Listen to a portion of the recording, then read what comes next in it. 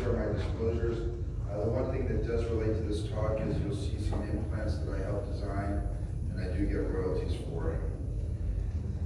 So as we already heard from Carlos, the main reasons for revision of hip replacement in the United States really involve two things: mechanical loosening and dislocation. Dislocation being probably the primary reason internationally. It's interesting when we look at time to revision by failure mode, it's really pretty predictable that infections tend to happen early, periprosthetic fractures happen usually within the first 10 years. Interestingly enough, loosening frequently happens within the first 10 years. Instability peaks at around 3 years, while wear and loosening are obviously late failures. I actually like to use very simple classification systems, and I think the Poprosky classification system works very, very well in terms of giving us an idea of how much bone there is, what kind of bone is missing, and where that missing bone is. One of the things that we saw in revision total hip replacement that really changed the game for us is this whole idea of modularity. So when you think back to the very first hip replacements that were monoblock implants, and over time we introduced modularity, first with modular femoral heads, and then with different types of modular stems, including in the middle there, the mid-stem modularity, which we see in the Link, the ZMR, the Restoration Modular, the T3 type implants, and then all the way to the right, the proximal modularity, which is most commonly found with the SROM.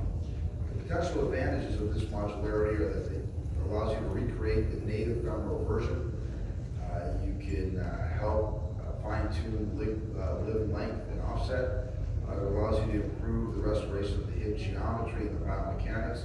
And it really is a simpler solution than using monoblock implants, even if you do just have a modular femoral head. The data in the literature is really quite supportive of the use of modularity on the femoral side. It does seem to be safe. We've seen now that implant fractures has really dropped dramatically with hardening of the metals themselves through things like shot peening and low plasticity burnishing to make the metals harder and more resistant to fatigue wear. At the Cleveland Clinic, we reported our results on, this was our early results with this was the Restoration Modular Stem, which is a coned conical type design, where we looked at 43 of them. These were all Poprosky 3Bs and 4s, so these are the very worst of the femoral revisions that you would see. Our average number of previous surgeries before we operated on them for this group was just under 7. So these were patients that had been operated on multiple times. And what we found was 4 of the stems, for a rate of 9.3%, had to be revised. And the main reason that they had to be revised was because they had subsided. So one of the keys when using these types of stems, these conical stems, is to really over-ream to make sure you get a size bigger than you might expect you to need. And that really helps to limit that risk of subsidence. This is Wayne Poprosky's got spores data that comes out of Rush. Also, Poprosky 3Bs and 4s, they had 58 of them, 98% survivorship. But again, 10% of the stems subsided. So there's a real learning curve to using these stems and ensuring that you ream appropriately to truly get very good cortical continuity with the stem itself. 26% of these patients had complications and 17% had reoperations. So when you get into these more complex femurs, there are clearly complications associated with them. Now when we talk about proximal modularity, that's really where the SROM has been the leader. You can see this study here by Walter, 397 revision hips, average follow-up of 13 years, survivorship at 15 years is a little over 90%, and very few were revised for aseptic loosening. In terms of how we think about removing a well-fixed femoral stem to get to the point where you're putting one of these stems in, very important again that you think about your preoperative planning. Just like the tibial tubercle osteotomy and revision knees, I would tell you that the extended trochanteric osteotomy is vastly underutilized. I see people that will spend hours trying to get a femur out from the top. in the process many times destroying the proximal femur, whereas a well-planned, well-constructed, well-executed extended trochanteric osteotomy adds about 30 minutes to the operation. It's very safe. You don't have to change the rehab protocol with this dramatically, and the outcomes are outstanding. So really keep that in mind, especially if you have a lot of cement that you have to remove, or if you have a long stem that has a large ingrowth surface. When I think about my planning for how I'm going to revise a hip, I think about this femoral stem by difficulty to remove. So if you have a fully polished stem, like an Exeter stem, for example, these things pop right out. And in fact, we have a tap out, tap in technique where you can take this out, go do whatever work you need to do on the acetabular side, and you can simply put the stem right back into the same cement mantle that it already had with just a very light coating of new cement. The moderate stems are the proximally porous coated stem. Many of these I will still use an extended trochanteric osteotomy for, because usually you get a lot of ingrowth along the calcar, which is very difficult to get to. So unless the stem is loosened, probably 50% of these stems in my hands, I'll go ahead and do an extended trochanteric osteotomy for if they don't pop out relatively easily. And then the difficult stems, the fully porous coated stems like an AML, usually will require an extended trochanteric osteotomy to remove. Now, when we switch to the acetabular side, same ideas that we heard about before. Where is the bone loss? How much is the bone loss? And is it a contained versus an uncontained defect? So again, that's really how I think about those. On the acetabular side, our options include acetabular liner exchanges. Just, again, a word of wisdom, if you're ever doing a straightforward head and liner exchange, I almost always go to a larger head size, and I add some length on the neck. And that's because these have a higher risk of complications. You think it's a straightforward, easy case, but they have a high rate of dislocations.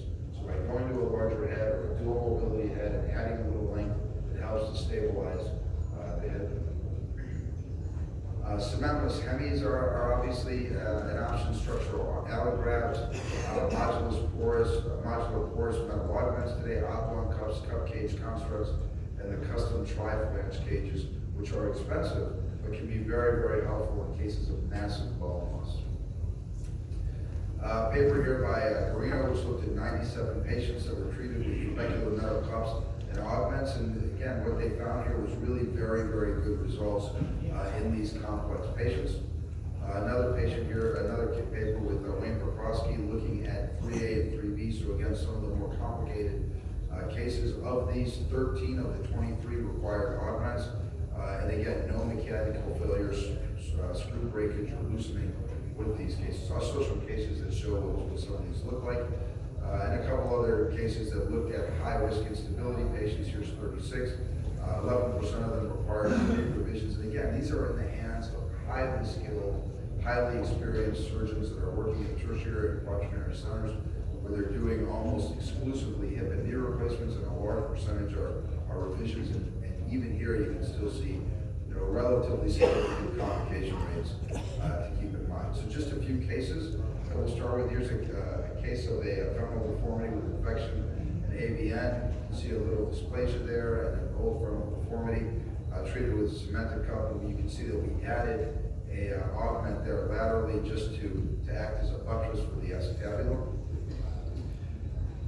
I show this case because it's an interesting case. It's an infection case. This is a 44-year-old gentleman who had collapsed AVN. And I'll mention this. I've had now 4 cases of patients with septic hips in the presence of avascular necrosis. And one of the things that I've learned is you cannot eradicate the infection without removing the femoral head.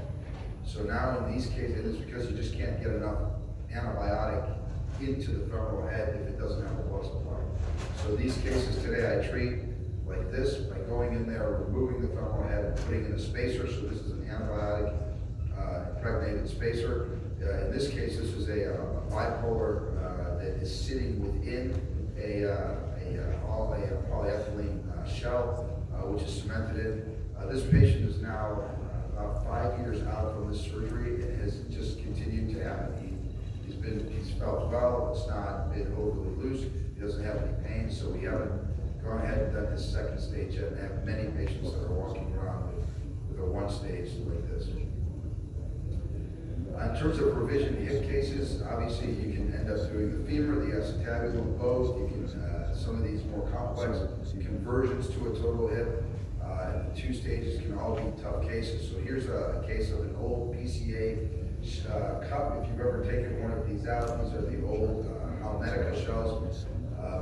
Many times you lose significant bone from those little rabbit ears on the top of the shell. This patient also has a periprosthetic femur fracture, so we're going to go ahead and revise both sides. And you can see we revise this with a buttress augment up top and a restoration modular coned conical construct with a counterpart replacement there to really grab the greater trochanter because of the old fracture. This is a patient that came into my clinic. You can see on the right side an old cage that was put in that is completely loose.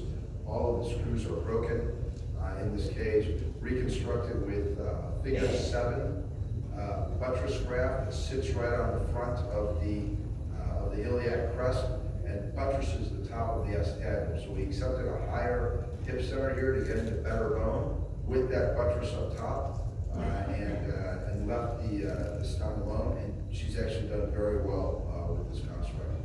Another patient that came in the clinic with a complete dissociation of a acetabular shell that had been placed for a pelvic discontinuity. You can see there's an old pelvic recon plate, some broken K-wires and screws in there. This patient was reconstructed with a cup cage construct. You can see intraoperatively what this looks like. So we go ahead and put a cup in place and then place a cage on top of the cup, and it acts to buttress the cup, holds it in place while you get some ingrowth, and then you cement the shell into the cage. It's another view of it. That's what it looks like on the x-ray. So again, the cup is in place with as much screw fixation as you can get. You can see there's really nothing distally to this. The issue is essentially gone. So then we put a cage on top of it to help stabilize the shell and hold it in place as the buttress. We do have a couple screws into whatever was left of the issue. Anything worse than this, you really need to either do a large bulk allograft, an acetabular allograft, or a custom tri-flange cup. This is about as bad as you can get away with the cage, at least in my hands. This is an interesting case of a 37-year-old gentleman who had bilateral metal-on-metal hips 6.5 years ago. Was continuing to have some pain in one of his hips, mostly on the left side. And as it turned out, his hip was infected. We went ahead and had to do an extended trochanteric osteotomy, but you can see how nice the femur really comes back together. We put in a temporary hip spacer in him, and eventually he was converted to a cone conical design restoration modular toe hip.